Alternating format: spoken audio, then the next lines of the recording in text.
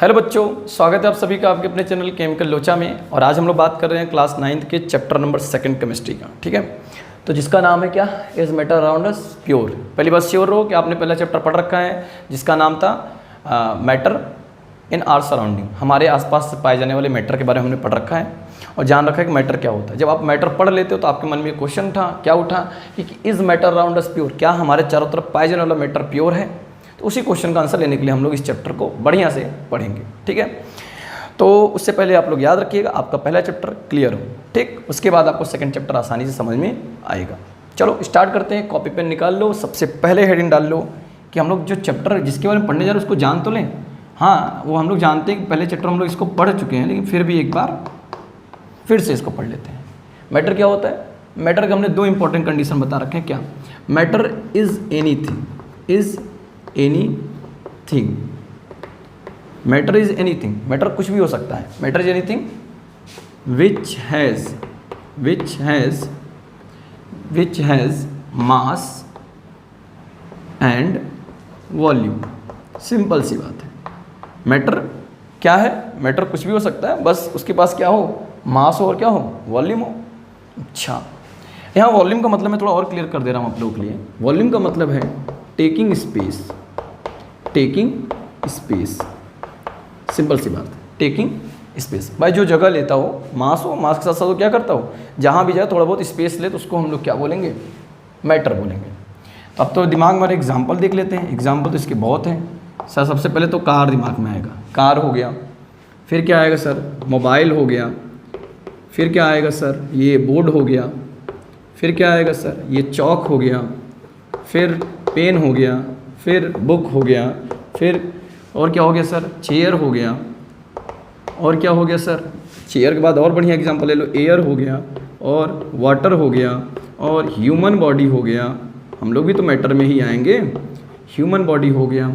और क्या हो सकता है? अब मैं और क्या आप लोग बताऊँ, सबसे छोटी बात बता दे रहा हूँ।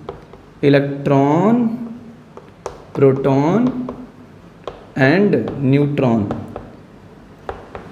अब सारे डाउट क्लियर हो जाएंगे, क्योंकि इनसे छोटा तो कोई चीज़ पॉसिबल नहीं है।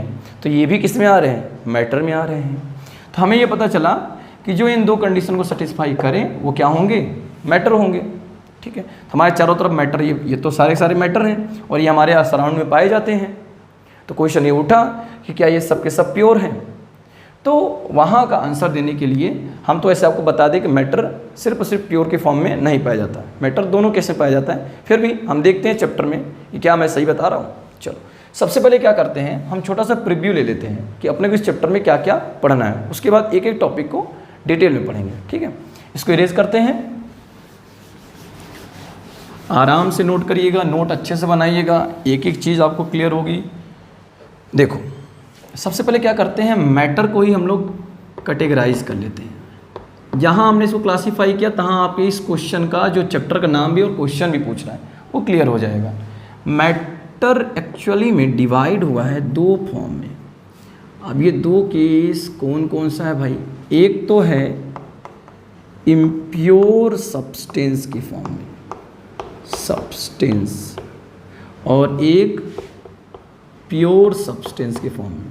तो बताओ डाउट क्लियर हो गया क्या, कि ना ही सभी मैटर प्योर हो सकते हैं और ना ही सभी मैटर इम्प्योर हो सकते हैं। हम दोनों फॉर्म में मैटर का यूज़ करते हैं। अच्छा, अब देखते हैं कि अच्छा जो इम्प्योर और प्योर हैं ये कितने फॉर्म में कैटेगराइज हैं। देखो इम्प्योर सब्सटेंस को मेनली हम लोग पढ़ते हैं in the form of mixture, mixture form में पढ़ते हैं। और इस मिक्सचर को हमने क्लासीफाई कर दिया दो केस में। First is homogeneous, second is heterogeneous. ठीक है, और उसी तरह हमने प्योर सब्सटेंस को भी क्लासीफाई कर दिया दो केस में। एक इसको मैंने रख दिया एलिमेंट्स के केस में और दूसरा मैंने इसको रख दिया कंपाउंड के केस में। This is the first and this is the second. अच्छा, उसके बाद क्या किया हमने एलिमेंट को वापस से क्लासीफाई किया तीन केस में। कुछ एलिमेंट हमारे मेटल के फॉर्म में होंगे, कुछ एलिमेंट हमारे नॉन मेटल के फॉर्म में होंगे और इसी तरीके से कुछ हमारे मेटलॉयड की फॉर्म में होंगे, इसके फॉर्म में मिलेंगे। ठीक है, कंपाउंड को भी हमने क्या किया, जो कंपाउंड अपने को पढ़ना है अभी बेसिक लेवल से, या तो कंपाउंड एसिड होगा, या तो कंपाउंड बेस होगा, या तो वो कंपाउंड सॉल्ट होगा। ठीक है, या तो वो कंपाउंड एसिड होगा, या तो कंपाउंड बेस होगा, या तो कंपाउंड सॉल्ट होगा। अच्छा, तो अपने को मतलब इस चैप्टर में यही पढ़ना है, बिल्कुल अपने को इस चैप्टर में यही पढ़ना है। तो सबसे पहले हम लोग जान लेते हैं कि ये इम्प्योर सब्सटेंस होता है। तो देखो भाई इम्प्योर सब्सटेंस क्या होता है। इम्प्योर सब्सटेंस लिख देता हूँ मैं यहाँ definition. Impure substance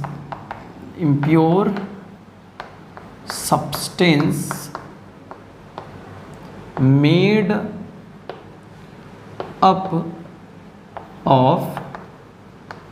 of more than one kind of particle.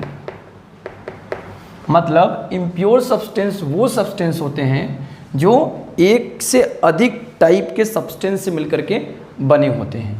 ठीक है, इम्प्योर सब्सटेंस क्या होंगे, जिनका फॉर्मेशन कई डिफरेंट टाइप्स ऑफ पार्टिकल से मिलकर के हुआ होगा। जैसे आप ले लो नमकीन, देखते हो नमकीन में ढेर सारी चीज़ें मिली होती हैं। जैसे आप मान लो सॉल्ट सॉल्यूशन ले लो, उसमें नमक भी है, पानी भी है, और हुआ तो आपने शिकंजी बना लिया, नमक पानी चीनी सब मिला लिया, तो ये सब किस में आ जाएंगे, इम्प्योर सब्सटेंस। किस में आ जाएंगे, इम्प्योर सब्सटेंस में।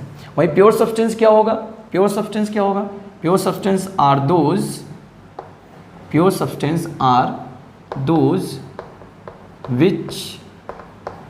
which is made up of one kind of particle, जो एक टाइप ऑफ पार्टिकल से मिलकर बना हो, उसको हम लोग क्या बोलेंगे, उसको हम लोग बोलेंगे प्योर सब्सटेंस। प्योर हो, जैसे मान लो वाटर मॉलिक्यूल, तो पानी का जो एक होगा कंपाउंड है पानी, तो उस पानी में क्या होंगे, जितने भी मॉलिक्यूल होंगे सब H2O के होंगे और किसी का नहीं होगा, तो वो एक क्या हो गया आपका प्योर सब्सटेंस हो गया। या आप आयरन ब्लॉक मान लो ये आयरन ब्लॉक है, इस आयरन के अंदर जो भी कंस्टिट्यूएंट पार्टिकल होंगे वो सब किसके होंगे, आयरन के होंगे, तो ये क्या हो गया, एक प्योर सब्सटेंस हो जाएगा। क्या हो जाएगा, प्योर सब्सटेंस। तो हमने जान लिया भाई इम्प्योर सब्सटेंस क्या होता है, जो एक से अधिक काइंड्स ऑफ पार्टिकल से मिलकर बने हों, और प्योर क्या होता है, जो सिर्फ और सिर्फ एक काइंड ऑफ पार्टिकल से मिलकर बना हो। इनको किस तरह क्लासीफाई करते हो, हमने क्लासीफाई कर दिया। अब हम एक एक टर्म को बड़े डिटेल में डिस्कस करेंगे। तो सबसे पहले हमारा स्टार्ट होने जा रहा है मिक्सचर के साथ। पहले मिक्सचर, फिर इनके ये टाइप, उसके बाद हम आएंगे प्योर सब्सटेंस में, फिर इनको डिस्कस करेंगे। ठीक, तो सबसे पहले हमारा हेडिंग रहेगा मिक्सचर। तो चलिए इसको इरेज करते हैं और हेडिंग बनाते हैं मिक्सचर।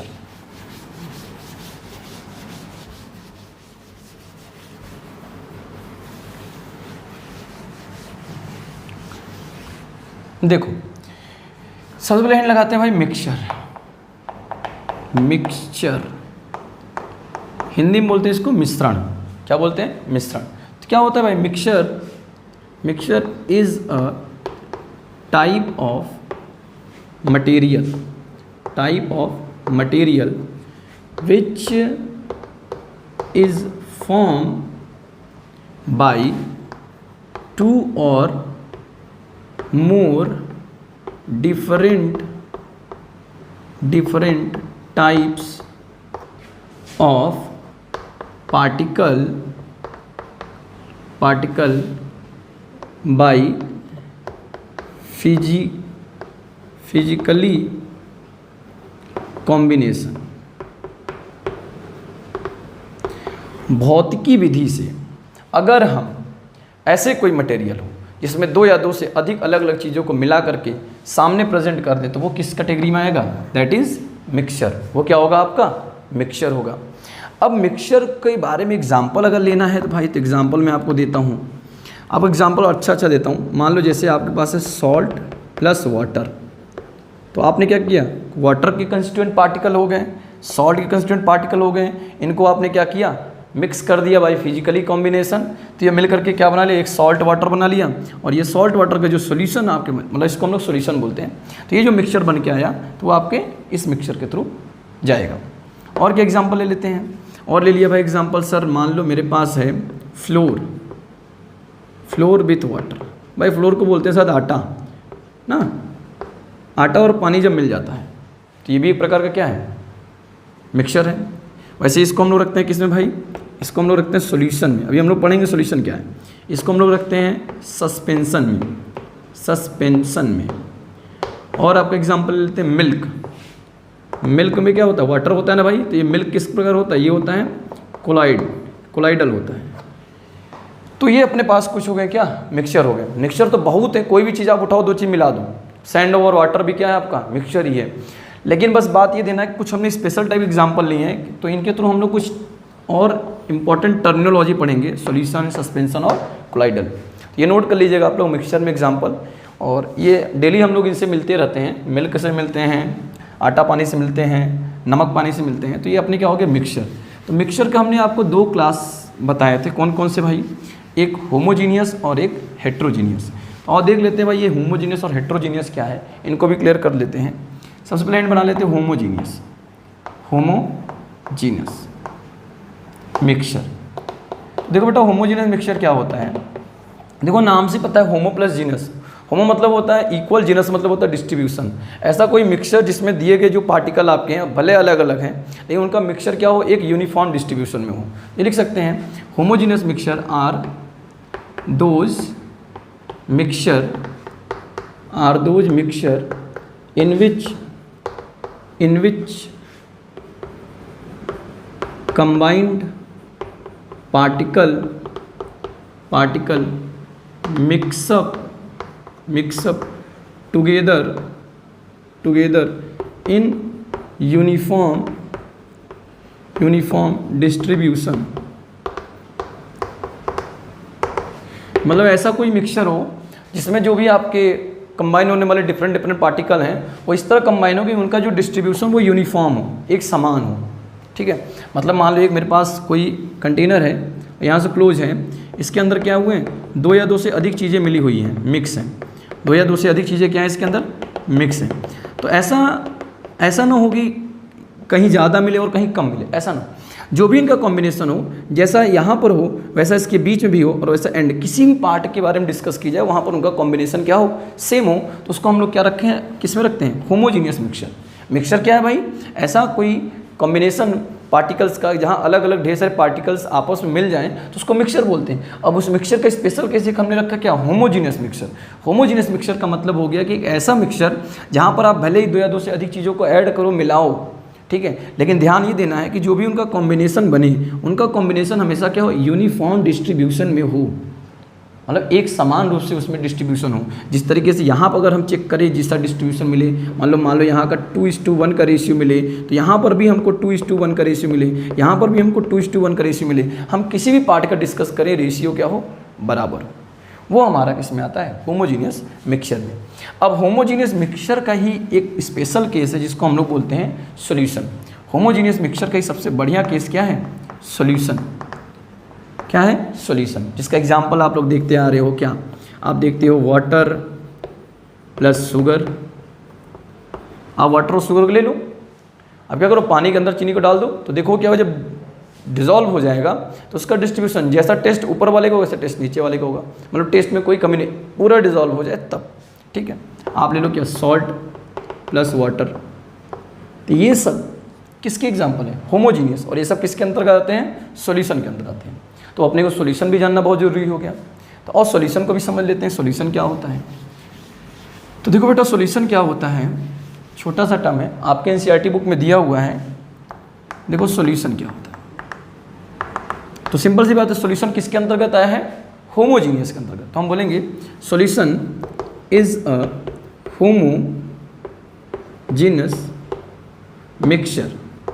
तो यहाँ से क्या बात हुई भाई, कि जो इनका डिस्ट्रीब्यूशन होगा पार्टिकल्स का वो यूनिफॉर्म होगा।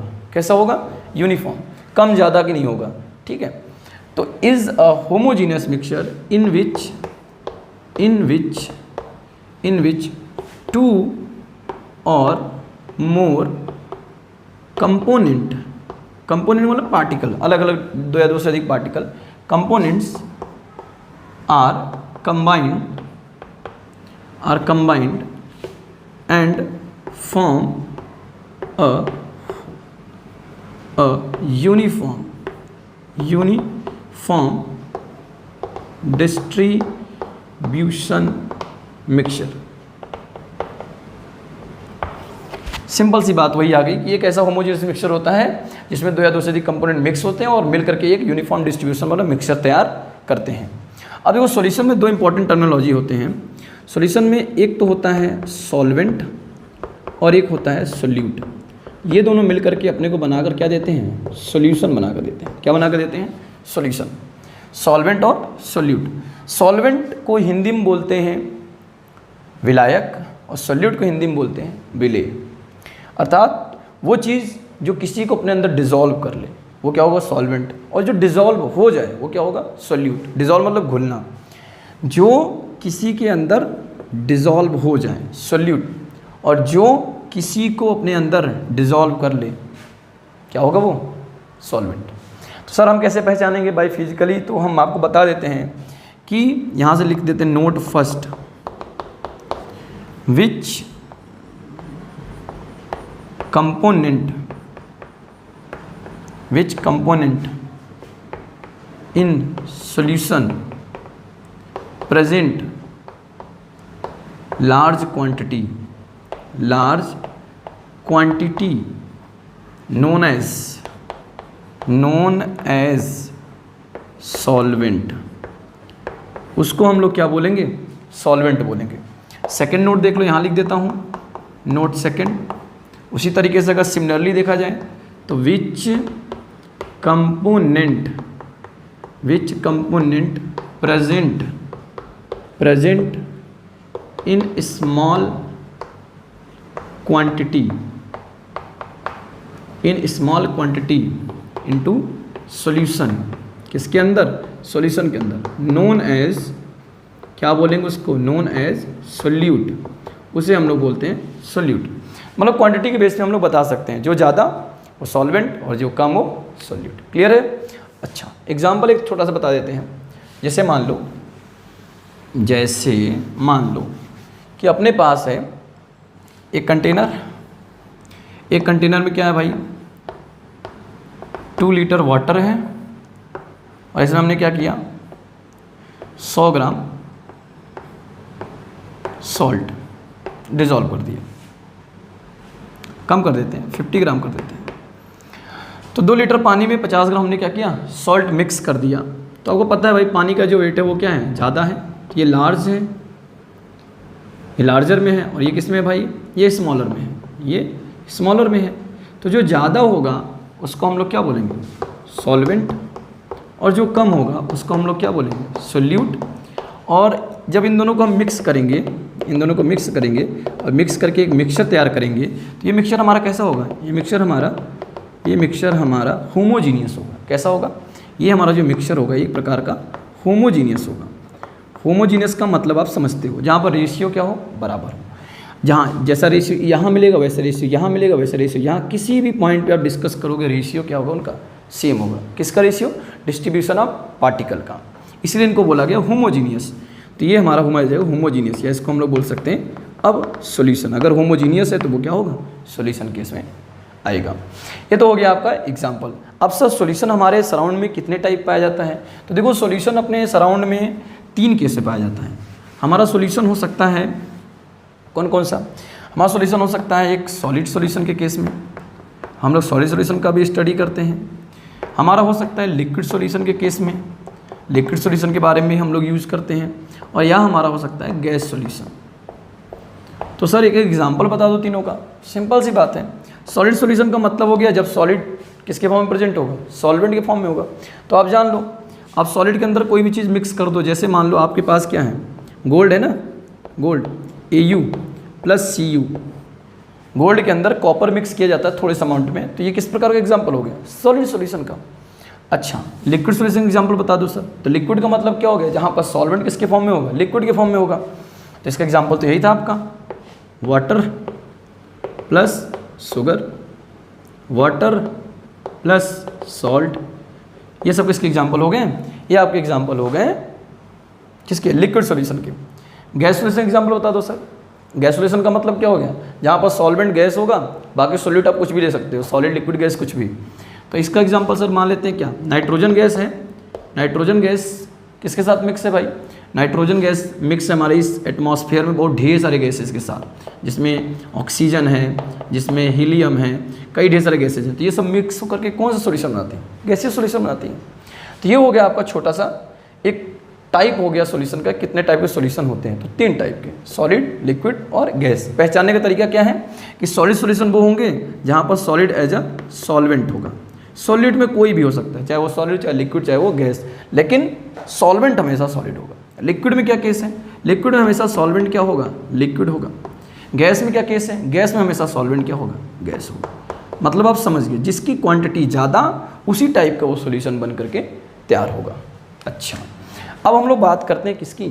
हेट्रोजीनियस सॉल्यूशन की। तो इसको कॉपी करिए, उसके बाद हम लोग बात करने जा रहे हैं हेट्रोजीनियस सॉल्यूशन की।